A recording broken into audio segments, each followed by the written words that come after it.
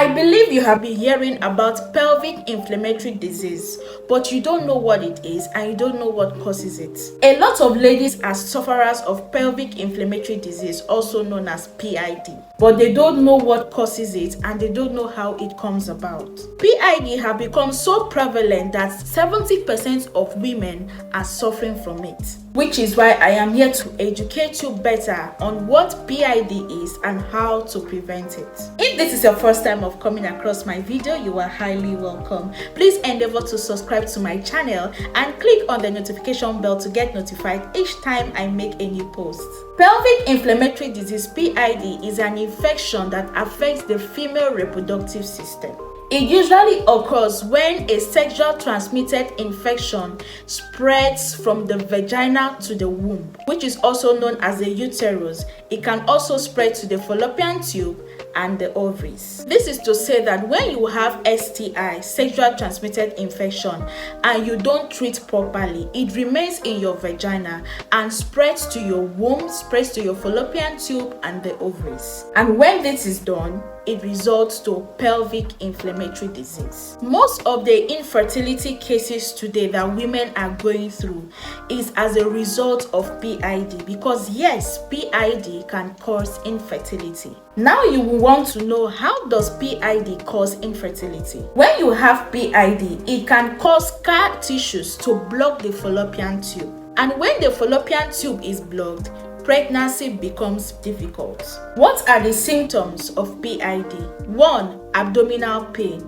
When you always experience abdominal pain every time, it could be a sign that you have pelvic inflammatory disease. 2. Feeling pain during sexual intercourse. 3. Pain or burning sensation when urinating. 4. Having heavy and painful menstrual period. 5. Bleeding between periods and after sex. What I mean is that it is not yet time for you to menstruate, but you're beginning to have some bleeding, maybe you're spotting, and you know very well that that is not your menstrual period. It could be a sign that you have PID. And also, even while having sex or after having sex, you notice that you're having blood stains, blood is coming out of your vagina. It is a sign that you have PID. 6. Unhealthy vaginal discharge that could be yellow, green, cheesy, and it comes with a foul smell odor.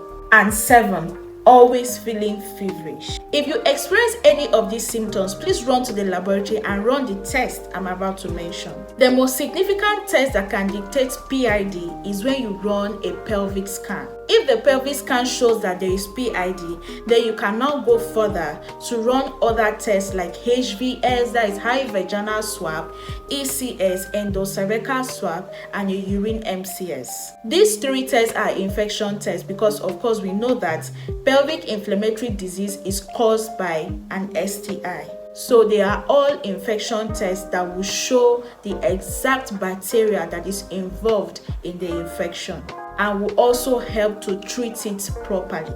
How do I stop the development of PID? Number 1, practice safe sex. Use condom to avoid being transmitted with an STI. 2. Treat any kind of infection symptoms seriously. Don't just relax. Even after treating, go back to the laboratory and do a confirmation test, because sometimes the symptoms may be subdued in our system, and once the symptom is subdued, you will now relax and feel that okay, the infection have gone, it's no longer there. Meanwhile, it will be there and may now result to PID.